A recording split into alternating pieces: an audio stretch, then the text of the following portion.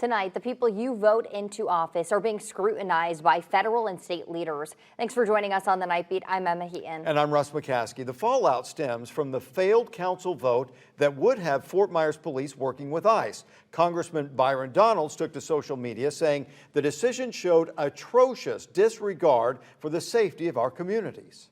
But the heaviest blow came from our new state attorney general. He directed a letter at the city council and released a statement that said in part, fix this problem or face the consequences. The Night Beat's Maddie Herron joins us live from City Hall tonight. And Maddie, what could these consequences look like? Yeah, according to this letter, if the Fort Myers City Council doesn't so-called correct their vote, council members could face having their position removed by the governor or facing the courts.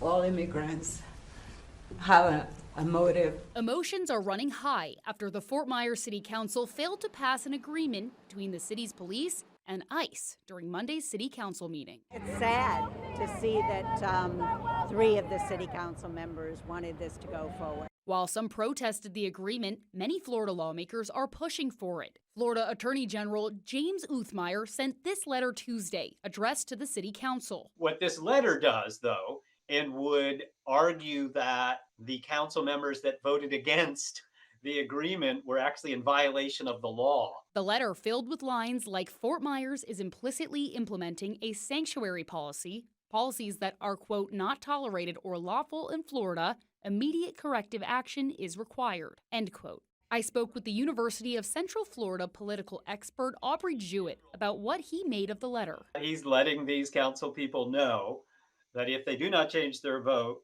they're either going to be taken to court or they're going to be out of a job. But potentially removing council members would be up to Governor Ron DeSantis. But the governor has the power of removal. And even before this letter, the governor has shown in the past on several occasions that he's willing to remove locally elected officials over policy disagreement. In response to the failed vote, the governor took to X Tuesday morning, stating local entities are required to participate in federal immigration enforcement and warns them to govern yourselves accordingly. Now, it's clear that this letter puts pressure on the Fort Myers City Council to do something, but what exactly those next steps are is not immediately clear. Tonight, I reached out to many of the council members and have yet to hear those answers, but we will continue to push for you and bring you those updates. On the Night Beat, Maddie Herron, Wink News.